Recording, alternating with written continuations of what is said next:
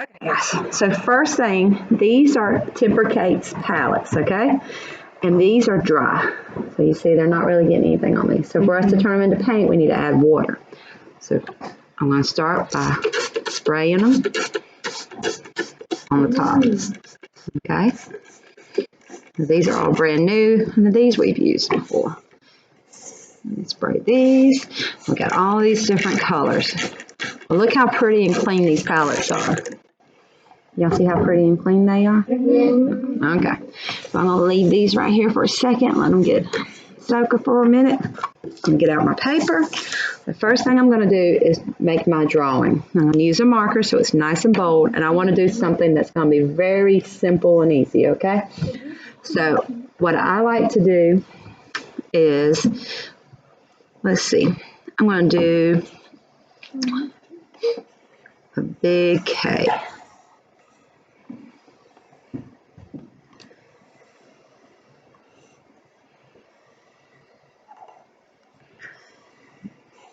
But it can be anything. Sometimes I like to do a flower, you know. You know what? I'm going to put flowers inside of my K. But I'm going to try to keep it nice and big and bold. Okay, maybe some polka dots.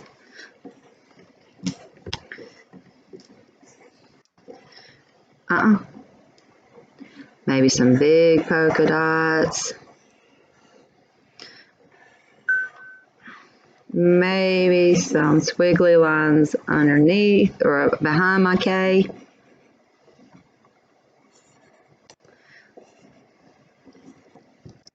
All right, I'm gonna call that done. So next part,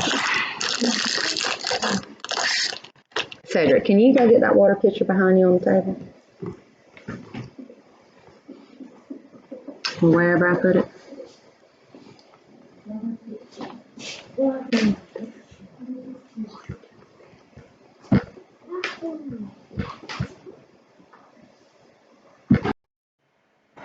So, let's see. Here's my water, here's my paintbrush. This is the important part, the most important part, how we're going to use our paintbrush. So, I want y'all to look at these palettes. Now, we've already sprayed them, so they're wet. This, not wet. This, that's wet. That's right. And we don't need to dig to get it, because this is like a water-based paint, so what we really need is that water that's on top, okay? So when we paint, and I'm going to hold my paintbrush up and down, not to the side like a pencil, but up and down, and all the water's going to run to the end. All right? And then you see how there's a lot of water right there, that blue? That's your water droplet. And what I really am trying to do is not this. I'm trying to move that droplet around on the paper. So it's kind of like, think about when you're using crayons and you're coloring inside the lines.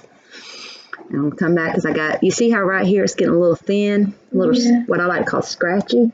That means I don't have enough on my paint. So instead of trying to make it happen, I'm going to come back and get a little bit more of the water. Now remember, we're going to paint with the water. So think about like a mud puddle, okay?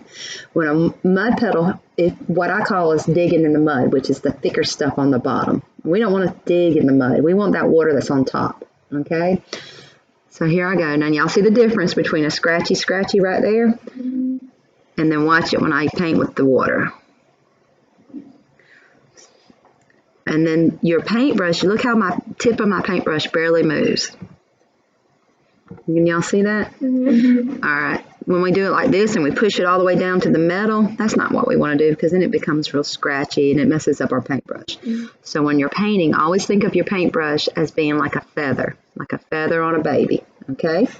So we don't want to bend our paintbrush. We keep it up and down like this, and we're painting with the water, not the mud, right? Mm-hmm. All right. Now, the next part.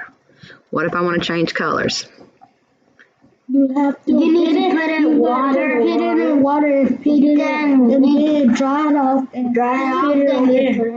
Okay, so I need to wash my paintbrush. Mm-hmm. So instead of doing this, that makes a lot of mess. It's going to splash water. Just put it in there. I take it all the way to the bottom, and I go and I rub that paintbrush against the bottom of the bowl.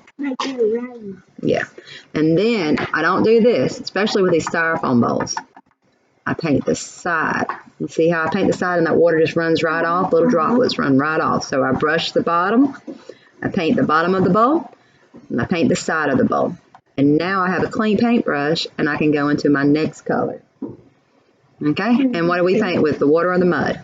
Water. All right, and see how pretty and bold that is?